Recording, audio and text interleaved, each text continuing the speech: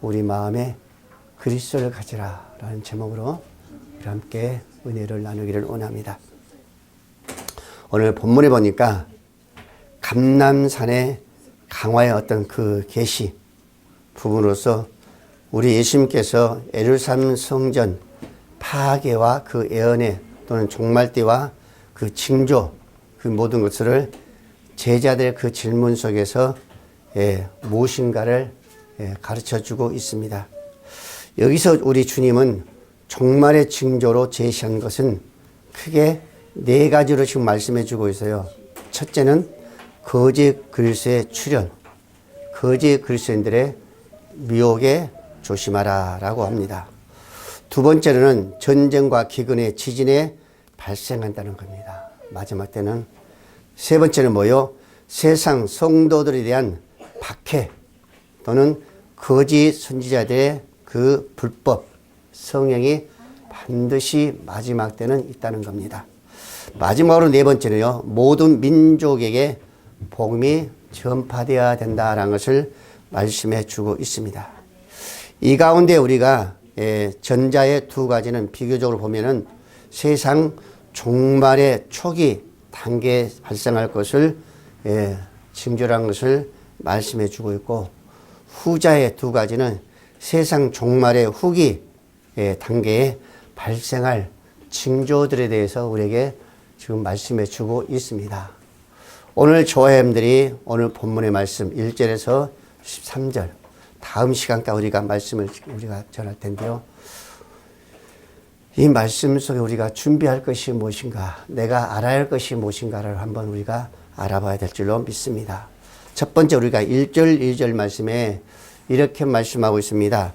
예수께서 성전에서 나가실 때에 제자 중 하나가 이르시되 선생님이여 보소서 이 돌들이 어떠하며 이 건물들이 어떠하니까 라고 합니다. 그러니까 예수님께서 그들에게 가르치는 거예요. 이 큰 건물들을 너희가 보느냐? 큰 건물들, 큰 건물이 있습니다. 너희가 보느냐? 돌 하나도 돌 위에 남지 않고 다 무너뜨리라 라고 제자들에게 말하고 있습니다. 여러분, 그 당시 예루살렘 성전은요, 아름답고 화려한 그 모습에 감탄한 겁니다. 우리가 그 당시에 예루살렘 그 성전을 봤으면 우리도 마찬 감탄할 거예요. 예? 얼마나 웅장하고 얼마나 화려했는지. 그 모습을 보면서 과연 이 건물이 어떻게 지어졌을까? 어떻게 이렇게 큰 돌들을 옮겨가면서 지어졌을까? 그렇다면 돼요. 제가 어느 날 텔레비를 보니까요, 예루살렘 그 성전 지을 때요, 모든 자재는요, 그 성전, 그 장소 와가지고 다듬은 거 아니에요. 그 현장에서 다듬고 깨트리고 한 게 아니라 돌이면 돌, 그 산에서 모든 작업을 다 해가지고 옮기면 한 겁니다. 나무도 마찬가지예요. 그 산에서 다 해가지고 옮기는 거예요. 그 성전 그 자리에서는요, 소리가 났었습니다. 그리고 그 돌을 옮긴 거 보면요, 좀 불어서 말하면 집더미 같은 그런 돌들이요. 예. 몇 톤씩 나간 그 돌들을 옮기면서요, 얼마나 사람들이 힘들었는지 몰라요. 그때 때로는요, 죽어가기도 했었습니다. 그 성전을 지을 때에 여러분들요, 18,000명 사람이 투입된 거예요. 그러면서도 그 성전 지을 때 보니까 사람들이 또 수없이 죽어왔었습니다. 그 성전 지으면서 그 돌을 옮기면서 원망하고 불평하면요, 가차없이 책발합니다. 그렇게 엄중하게 성전을 지고 있었어요. 그러면서도 웅장하고 화려한 성전이 올라간 거죠. 그런 성전을 보면서 지금 제자들이 이런 거죠. 이 돌들이 어떠하며 너무 웅장하니 너무 크니까 지금처럼 뭐 크레인으로 끌어올린 그런 올린 것도 아니지 않은데 전부 인력으로 해서 다 올렸거든요. 제가 그런 걸 바라보니까 너무 화려하고 너무 웅장하거든요. 과연 어떻게 지었을까? 그러니까 제자들은 거예요. 이 돌들이 어떠함이 어렵습니다. 이 건물들이 어떠하니까 그런 겁니다. 그래서 물어본 거예요. 이 성전이 얼마나 웅장하고 얼마나 화려했으면은, 여러분 생각해 보세요. 1년에 지어진 그 완공된 성전 아니에요. 역사를 보면요. 80여 년이라는 시간이 걸리면서 성전이 완공됐어요. 그러니까 얼마나 웅장한 성전이었겠어요. 한번 그 시간을 볼 때에, 연수를 볼 때에 얼마만큼 웅장했다는 우리가 한번 직감이 가지 않아요. 전부 미석으로 그 아름다운 그 돌로요 다 짓단 말이에요. 예.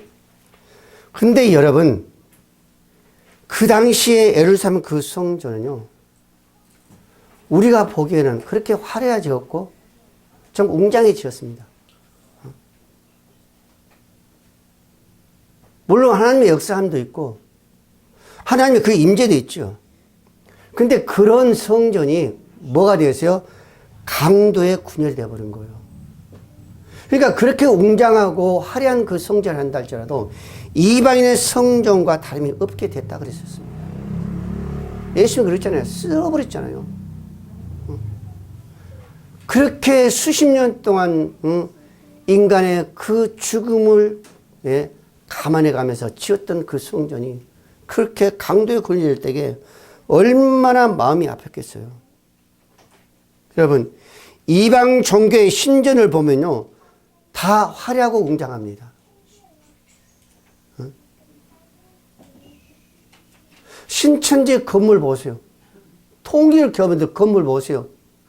저 어딘가 있잖아요. 그 산속에 그 아름다운 대리석으로 얼마나 웅장해 지었습니까?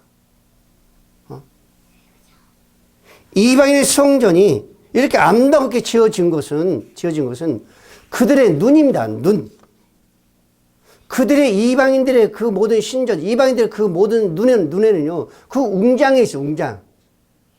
아름다운 그 웅장한 그 모습에 그들이 중심이 되어 있는 거예요. 그렇기 때문에 할 수만 있으면은 모든 사람들이 보았을 때에 아름답고 웅장하게 지은 거예요. 이게 이방인들의 성전, 건물이었습니다. 이에 반해가지고 우리 기독교의 그 신앙의 중심은 뭐요? 웅장함이 아니잖아요. 화려한 것이 아닙니다. 아주 웅장한 것이 아니에요. 우리 기독교의 그 신앙의 중심은 눈에 보이지 않는 뭐예요? 그 안에 그리스도입니다. 그리스도. 오늘날 그거를 알아야 돼요. 그래서 여러분들 건물에 우리 집착해서는 안 된다는 거예요. 많은 목회자들이 그것을 알고 있습니다. 그럼에도 불구하고요, 어떻게 하면 화려하고 웅장해 지을 것인가? 어떻게 하면 내부를 웅장하게, 화려하게 리모델링 할 것인가라는 것을 떨어지지 않습니다. 여러분, 건물은 단지 구원함을 얻는 뭐예요? 성도들이 모이는 예배 장소입니다. 장소. 이게 교회예요. 그래서 그 안에서 가르침받고 성찬 예식을 하고 상호간에 어때요? 친교를 하면서 나누는 곳이 교회 건물이에요. 더 이상도 더 이하도 아닙니다, 여러분들요. 그렇기 때문에 오늘날 개신교가 중시하는 것은 건물이 아니라 신앙 중심으로서의 그리스도란 말입니다. 그리스도. 그 안에 예수님의 계시냐 안 계시냐, 이게 중심이 돼야 되는 거예요. 오늘날 우리 모든 성도는 마찬가지야. 보이지 않는 건물, 보이지 않는 교회, 우리 마음속에, 우리 심령 속에 예수가 있느냐 없느냐, 이게 중요한 거지. 외모가 아름다워, 이게 중요한 거 아니잖아요. 근데 여러분, 이것을 알면서도 그렇지 못할 때가 너무 많이 있잖아요. 여러분, 초대교회 한번 보세요. 성령 강림의 그 오순절날 120명의 그 문도들이 거기서 모여서 기도했습니다. 그곳은요, 그들이 모여서 기도하고 그들의 눈물로 주님을 찾는 그곳이요, 지금처럼 예루살렘 성전처럼 어떤 미석으로 정말 웅장하고 그 화려한 그런 장소가 아니었었어요. 일반인들이 평소에 다 사용했던 다락방이었었습니다. 성경에 그렇게 나오잖아요. 사도행전 1장 12절 이하에 그랬습니다. 제자들이 감람올이라 하는 산으로부터 예루살렘에 돌아오니 이 산은 예루살렘에서 가까워 안식일에 가기 알맞은 길이라. 들어가 그들이 유하는 다락방으로 올라가니 베드로, 요한, 야고보, 안드레와 빌립, 도마와 바돌로메, 마테와 및 알페오의 아들 야고보, 셀롯인 시몬, 야고보의 아들 유다가 다 거기 있어. 여자들과 예수의 어머니 마리아와 예수의 아우들과 더불어 마음을 같이하여 오로지 기도에 힘썼더라 그랬었습니다. 일반인들이 평소에 지냈던 그 다락방이었다니까요. 오늘 일반인들이 왜요? 조그만 다락방이었어요. 평범한 방이었었습니다. 웅장한 방이 아니라, 화려한 방이 아니라 평범한 방이었었어요. 그런 곳에서 여러분들요, 기도하며 울부짖는 곳이 바로 뭐예요? 오순절 성령이 임하였던 것입니다. 오늘 조화염들이 알아야 될 것은요, 오늘날 교회가 어떤 곳인가, 어떤 모습이 되는가, 보이지 않는 우리의 교회가 지금 어떤 모습이 될까, 우리가 그것을 알아야 되는 거예요. 웅장한 교회 건물이 아니라 교회의 머리에 대신 누구다? 그리스도야 된다는 거죠. 원래 경제적으로도 웅장하고 화려한 예배당, 건축에 열을 올리는 교회들은요, 이 점을 한번 생각하게 됩니다. 건물을 잘 짓는다고 성령의 역사가 더하는 것도 아니고 성도의 영적으로 건강한 것은 절대로 아니란 거예요. 중요한 것은 오순절 그 성령 강림처럼 평범한 가운데서도 우리가 열심으로 기도하면, 눈물로 기도하면 그것이 어떤 것이요? 하나님이 임재하신 것이고 그것이 바로 그리스도께서 함께 하시고 오신 줄 믿으시길 바랍니다. 웅장한 그 건물에 그곳에 그리스도가 있는 것이 아니라 평범한 다락방에서도 기도할 때 그곳에 하나님이, 그곳에 성령께서 역사하신다는 것을 오늘 우리는 알아야 된다는 거죠. 에베소 1장 20절 말씀에 이렇게 말합니다.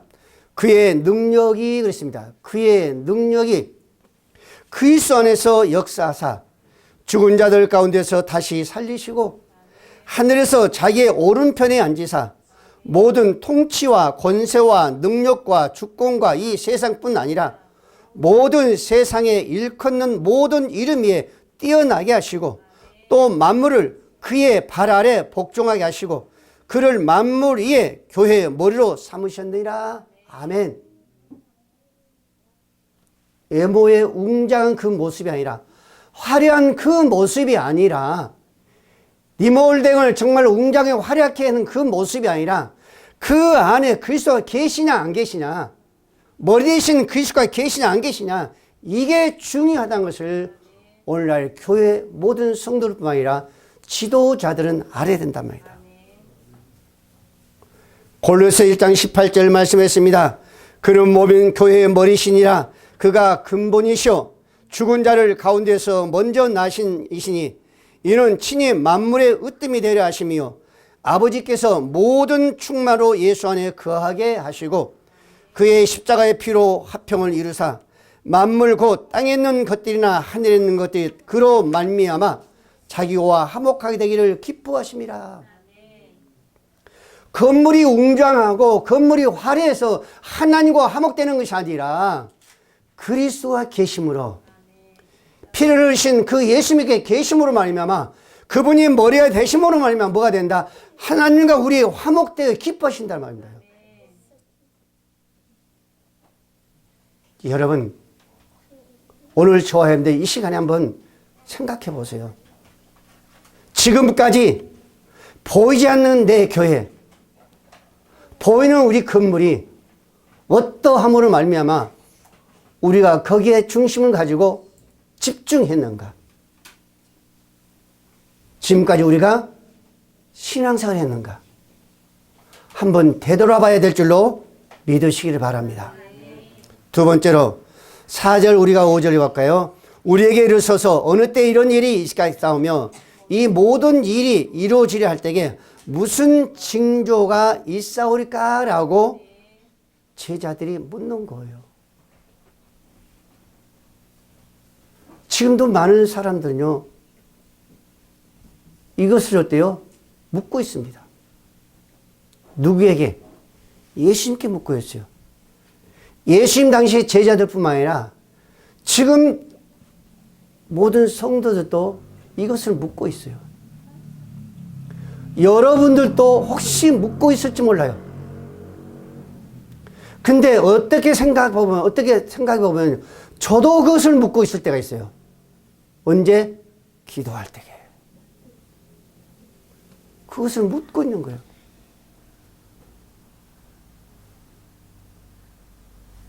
여러분, 제자들이 묻고 있잖아요. 어느 때에, 어느 때, 또 뭐라고요? 이 모든 일, 무슨 징조가 있겠냐 그랬습니다. 이런 일과 이 모든 일은 모두가 뭐예요? 성전 파괴를 의미하는 거예요. 어느 때 파괴? 모든 일 어느 때? 여러분, 유대인들에게 있어서 성전 파괴는요, 평소에 생각지 않았었습니다. 그 웅장한 그 건물이 어떻게 파괴되겠어요? 하루 이틀에 세워진 건물이 아니잖아요. 그런 건물이 무너질 거라고는 생각지 않았었습니다. 근데 여러분, 그 건물이 완성되기까지는 80여 년의 시간이 걸렸지만은 무너진 데는요, 7년 정도밖에 안 걸렸습니다. 여러분, 우리도 한번 생각해 보면요, 이렇게 웅장하게 지어진 건물이 어떻게 무너질까 하죠? 그렇지만 무너졌습니다. 무너졌어요. 우리가 종말의 시기나 징조는 우리에게 알아갈 지식이 있어야 돼요. 그래서 성경에서 말하잖아요. 그때가 어느 때란 것을. 그러나 그때가 아니고 뭐다? 시작이라는 것을 말씀해 주세요. 그러면서 주님이 뭐라 했어요? 깨어라 그랬어요. 깨어라. 흔히 우리가 말하기 그런 말을 하잖아요. 아는 게 뭐다? 힘이다 그렇죠. 아는 게 힘이라는 거예요. 또 알아야만이 뭐예요? 이긴다는 거예요. 알아야 이긴다는 거예요. 적을 알아야 이긴다 하잖아요. 마찬가지입니다. 우리가 준비할 수 있는 것도 무작정으로 어때요? 간다는 것은 정말로 무해한 거죠. 알고 가는 것과 전혀 모르고 가는 것은요, 다릅니다. 여러분들, 어디 길 갈 때 한번 생각해 보세요. 알지 못하고 처음 길에 무작정 간다? 이건 좀 무항지이죠. 그래서 어른들이 그런 이야기 하잖아요. 무모한 짓 하지 말라 그러잖아요. 무모한 짓 하지 말라는 거. 좀 뭐예요? 알고 하라. 오늘 우리 모든 성도들도 마찬가지예요. 무모한 짓을 하면 안 돼요. 뭔가 알고 해야 됩니다. 무작정이 아닙니다. 무작정 기도하는 거 아니에요. 아버지께서, 예수님께서 뭘 원하신가를 알고는 기도해야 됩니다.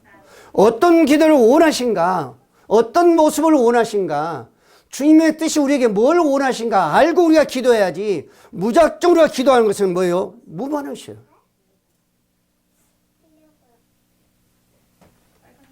그래서 제자들이 묻은 겁니다. 많은 사람들 그러잖아요. 자신이 원하는 분야에서 성공하려면 그 분야 알아야 되죠. 무작정 이거 아닙니다, 여러분들요.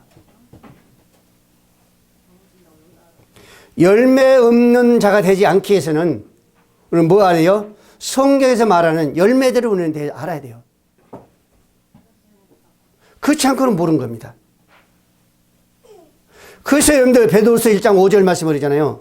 너희가 더욱 힘써 너희 믿음의 덕의 지식의 절제를, 절제의 인내를, 인내의 경건을, 경건의 형제 우애를, 형제 우애의 사랑을 더하라 그랬었습니다. 또 우리가 성령의 9가지 열매를 하잖아요. 여러분, 어떤 열매를 맺느냐에 따라서 하나님께 기뻐할 수도 있고 기뻐하지 않을 수도 있습니다. 어느 철학자가 여러분도 한번 생각해 보세요. 어느 한 철학자가 자기 나름대로의 어떤 신의 존재를 가지고서 깊이 기도하면서 탐구하고 연구합니다.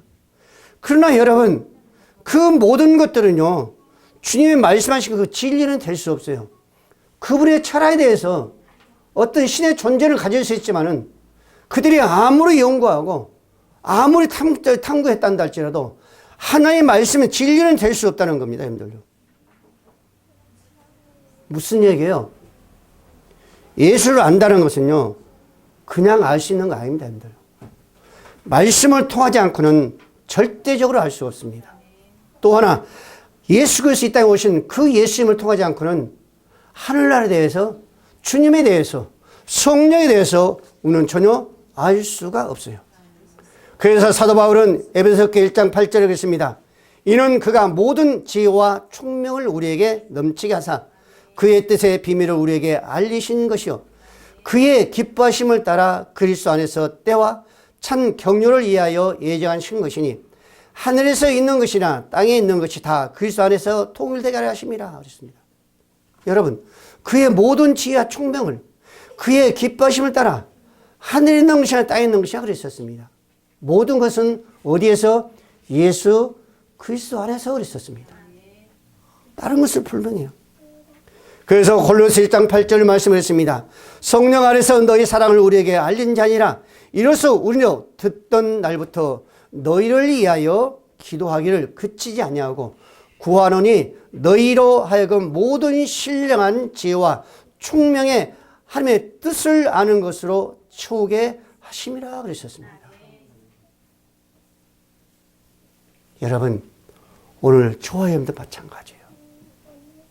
예수 그리스도 아는 그 지식이 있어야 됩니다. 우리가 정말로 가져야 할 것은요, 지식.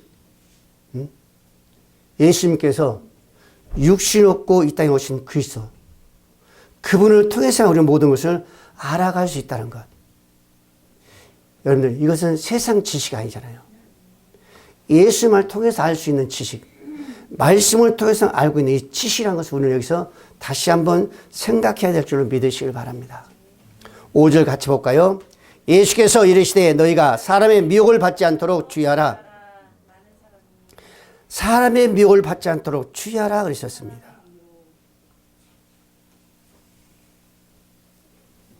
이것은 충분히 미혹을 받을 수 있다 없다? 있다는 거예요. 여러분, 미혹의 그 배경 뒤에는 뭐가 있어요? 모두가 하나같이 사단의 역사입니다. 우리가 많은 삶을 통해서, 때로는 친구들을 통해서, 어떤 또 지인을 통해서, 우리가 세상을 살아가다 보면은 거기에 어때요? 미혹이 오는 거예요. 그래서 거기에 우리는 어때요? 속아 넘어가죠. 여기에 모든 배우의 배경은 뭐요? 사단의 역사입니다. 사단마귀 아버지는 누구다? 그놈이에요, 그놈. 거짓의 아버지라고 하죠.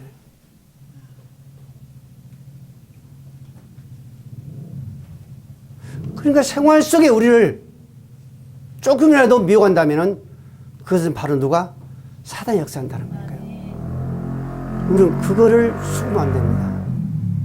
좀 더 줄게, 그것은 바로 사단의 역사예요. 조금 더 좋은 길로, 이것도 바로 사단의 역사입니다. 내가 노력하지 않냐고, 내가 기도하지 않냐고, 내가 정말로 땀 흘리지 않냐고 얻을 수 있다는 걸 여러분들 찾는다면 그건 전부 다 미혹 사단의 역사예요. 우리는 그걸 알아야 돼요. 그게 뭐예요? 위험한 모습이죠. 사람들은 다 그렇습니다. 누구를 막론하고 똑같아요. 지위가 높고 지식이 많아지고 남보다 자신이 낫다는 생각이 들면 자만과 교만이 싹트기 시작합니다. 이것들은 성도에게도 예외가 아닙니다. 먼저 믿는 자들이나 특별한 은사와 체험이 있는 자들, 기도를 특별히 많이 한다는 사람들, 신학적으로 성경적 지식이 풍부하다는 모든 사람들, 이런 사람들 오늘 한번 경계심을 가져야 되는 거예요. 그러나 다 그렇다는 것은 아닙니다. 사도 바울은 고린도교인들에게 이렇게 말합니다. 고린도서 10장 10절 말씀에 그들 가운데 어떤 사람들이 원망하다가 멸망시키는 자에게 멸망하려나니 너희는 그들과 같이 원망하지 말며 그들에게 일어난 이런 일을 본보게 되고 또한 말세를 만나 우리를 깨우치기 위하여 기록되었니라. 그리고 선줄 생각하는 사람은 넘어질까 조심하라 그랬습니다. 아, 나 이제 됐어. 나 이 정도 됐는데 그런 사람들은 넘어질까 조심하라 그랬습니다. 사무엘하 여러분들 24장 10절 이하에 보면요. 어느 날 다윗이 그럽니다. 다윗은 이스라엘 백성들 이끌어가면서 40년 동안을 평안했다 그랬어요. 이제 할 만큼 했죠. 안정됐죠. 그때 다윗이 뭐 한지 아세요? 이스라엘 백성 인구를 조사한 거예요. 근데 그 장관들 요압이라는 사람이 인구를 조사하는 거예요. 그걸 하고 나니까 다윗이 깜빡하는 거예요. 아, 그래요. 그러면서 뭐라 하는지 아세요? 다윗이 10절 말씀에 다윗이 인구 조사를 하고 나니까 아, 이게 죄구나, 죄. 자책을 하는 거예요. 그러면서 뭐라고요? 내가 큰 죄를 범했나이다 그럽니다. 그때 하나님께 뭐라고 하는지 아세요? 세 가지 중에서 한 가지 선택을 하고요. 하나는 전염병으로, 하나는 너 왕의 자리로. 그때 다윗이 전염병을 택한 거예요. 그래서 3년 동안 전염병을 통해서 이스라엘 백성 몇 명? 7만 명이 죽은 거예요. 7만 명이 하나님께 치셨다니까, 이스라엘 백성들은. 여러분, 다윗도 그랬는데 우리가 그러지 않는다. 누가 장담해요? 아무도 못합니다. 여러분, 사단이 욥을 하나님 앞에 고소한가 보세요. 욥이 아무 이유 없이 하나님을 섬기며 하나님을 의뢰하고 저하가 신실하고 청직하고 의로운 자가 됐습니까? 라고 고소하잖아요. 그때는 뭐라고요? 욥기 1장 9절 말씀에 보면 사단이 여호와께 대답해 이르시되 욥이 어찌 까닭 없이 하나님을 경외하리요? 어찌 까닭 없이 의로운 자가 됐는가? 한번 쳐보세요. 그런 거예요. 사단이네, 사단이. 사단은요, 할 수만 있으면 택한 자들을요, 넘어뜨리기 위해서 온갖 방법을 다 이용합니다. 그래서 뭐라고요? 제자들에게 너희들은 뱀같이 뭐하라? 지어라 그러잖아요. 사단이 그렇게 지어온 거예요. 이 사단이. 그래서 웬만하면은 넘어가지 않는 사람이 거의 없습니다. 다 넘어가요. 그래서 많은 이단 종교에, 이단 총파에 넘어간 자들, 그 목사님들, 연루된 목사님들 보세요. 내놓을 만한 그 목사님도요, 거기 사단에 덫에 걸리는 거예요. 얼마나 지롭게 유혹하면 거기에 걸려가겠어요. 근데 여러분, 그 사람뿐일까요? 그렇지 않습니다. 저와 여러분도 충분히 그런 모습이 나올 수 있다는 거예요. 충분히 그렇습니다. 그래서 예수님은 마태복음 24장 23절 말씀에 그때 사람이 너에게 말하되 보라 그리스도 여기 있다 혹 저기 있다 하든지 믿지 말라. 거짓 그리스도들과 거짓 선지자들이 일어나 큰 표적과 기사를 보여 할 수만 있으면 택한 자들 미혹하리라 그랬었습니다. 뭐라요? 큰 표적과 기사를 보여주는 거예요. 넘어올 수 있게끔 내놓을 만한 그런 목회자들이 넘어올 수 있게끔 그 표적과 기사를 보여주는 거예요. 그러니까 넘어가는 거예요. 골로새서 9장 26절 말씀했습니다. 나는 다름질을 항방 없는 것 같이 아니하고 싸우기를 허공치는 것 같이 아니하며 내가 내 몸을 쳐 복종하게 하면 내가 남에게 전판 후에 자신이 도리어 버림당할까 두려워한다 그랬었습니다. 사도 바울도 하나님께 들어 쓰신 그 대사도였지만은 사도 바울도 자신이 넘어질까 봐 어때요? 날인 날마다 쳐 복종시킨다고 하잖아요. 하물며 우리야 그럴 수 없죠. 빌립보서 3장 12절 말씀 내가 이미 얻었다 함도 아니요 온전히 이뤘다 함도 아니요 오직 내가 그리스도 예수에게 잡힌 바 된 그것을 잡으려 가느라 형제들아 나는 아직 내가 잡은 줄 여기지 아니하고 오직 한 일 즉 뒤에 있는 것들을 잃어버리고 앞에 있는 것들을 잡으려고 표대를 향하여 그리스도 예수 안에서 하나님이 위해서 부르신 부름의 상을 위하여 달려가노라. 나는 이제 끝났다 이게 아니라 나는 온전히 일어섰다 이게 아니라 나는 됐다 이게 아니라 나는 지금도 부족하기 때문에 달려간다는 거예요.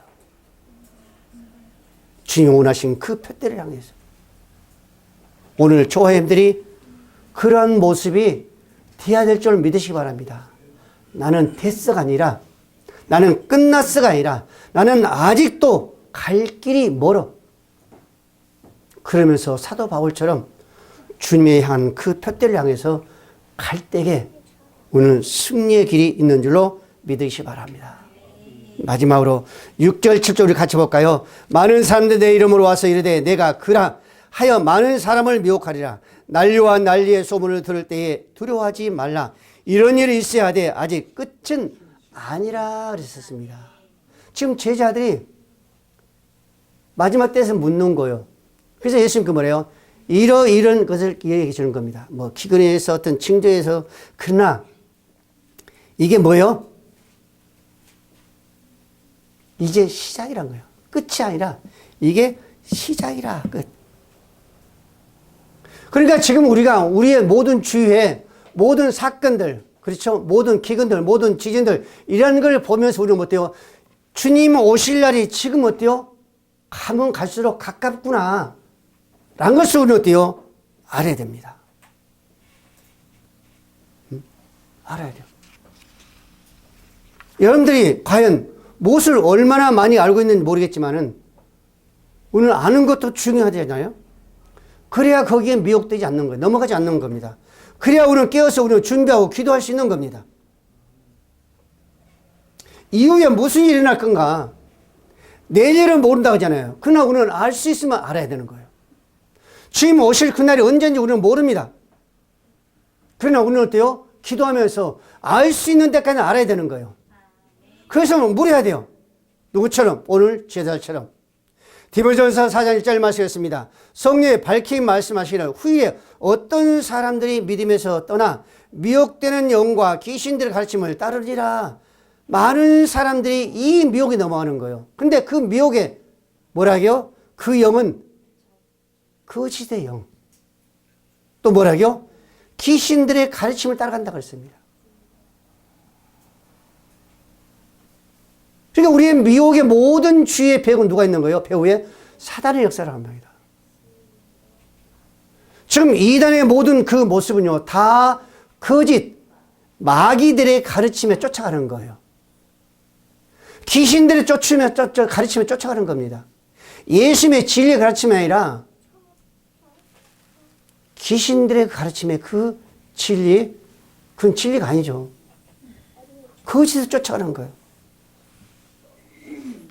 자칭 그리스도 하는 자들은 두 가지 면에서 우리는 한번 봐야 돼요. 첫째 뭐예요? 대표적인 것들이 어떤 예수 그리스도의 육체적인 것.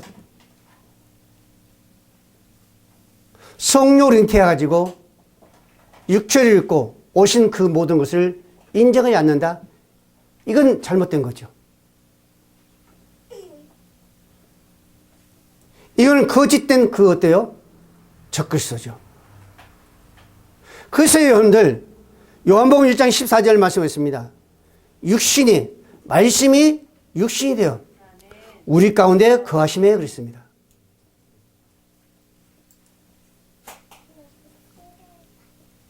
그러면 뭐라고요? 그의 영광을 보니 하나님의 독생자의 영광이요 은혜와 진리에 충만하더라. 말씀이 육신이 되어 우리 가운데 거하심에 우리 예수님은 성령으로 잉태했지만은 반드시 뭘로 오셨어요? 육신 가운데 우리에게 오셨습니다. 그렇기 때문에 아픔도 하시고 고통도 하시고 피를 흘리시고 물을 흘리신 거예요. 육신 오셨기 때문에. 이것을 안다면 부인할 수 없는 거죠. 이것을 안다면 부인할 수 없는 겁니다. 근데 많은 이단 종파들이 뭐요? 이것을 거부하는 거예요. 부인하는 겁니다. 성경에는요, 한두 곳에서 이런 말씀을 주신 거 아니에요. 육신 오셨다는 거. 디모전서 3장 16절 말씀이었습니다. 그도다 경건한 비밀이요. 경건한 비밀이요.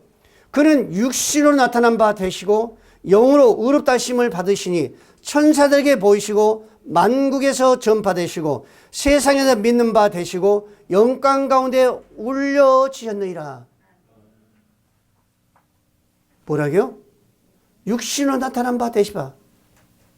영으로 의롭다 하시고 천사들에게 보시고 모든 자들에게 전파되시다 그랬다니까요. 뭐가? 예수 그리스도의 그 모습이. 그뿐만 아니라 로마서 1장 3절 말씀을 했습니다. 그의 아들에 관하여 말하면 육신으로는 다윗의 혈통에서 나셨다. 그 아들에 관하여 말하면 육신으로는 다윗의 혈통으로 나셨다. 이것은 뭐요? 육신으로 오셨다는 거잖아요. 근데 이것을 부인하면 안 되잖아요, 우리가.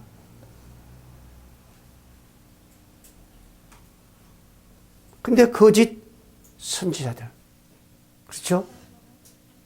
이단 교주들, 이것을 부인하는 거예요. 그러니까 잘못된 거죠. 부인하니까.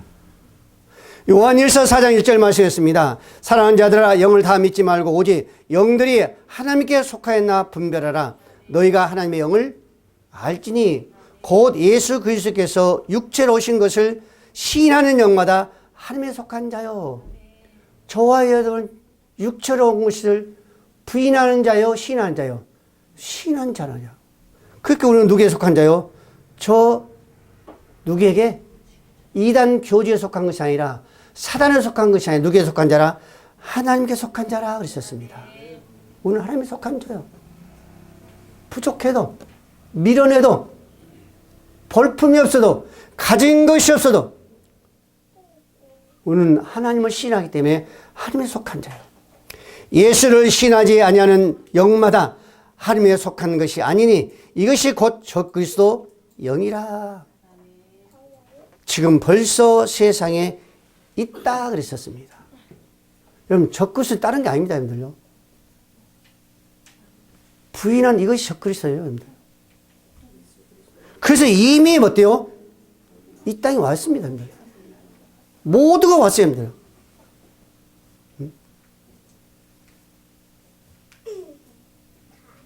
오늘 저회원들은 우리 삶이 어떤 상황에 간다 할지라도 우리 영적인 상태가 어떤 곳으로 간다 할지라도 우리는 절대적으로 육신 오신 예수 그리스도를 우리는 부인해서는 아니 될 줄 믿으시 바랍니다. 내가 죽음으로 간다 할지라도 우리는 그것을 시인할 수 있어야 돼. 우리 많은 선진들이 순교인 그 선진들이 목사님들이 왜? 그것 때문에 순교하신 거예요. 예수 그리스도를 부인하지 않는 그 이유 때문에 순교하신 거예요. 순교하신 거예요. 그것을 부인해버린 자들 어때요? 수도 많았잖아요. 그 고난은 앞으로도 우리에게 다가온다고 그랬었습니다. 그 상황 속에 우리가 어때요? 부인할 것인가 아니할 것인가 라는 것이죠.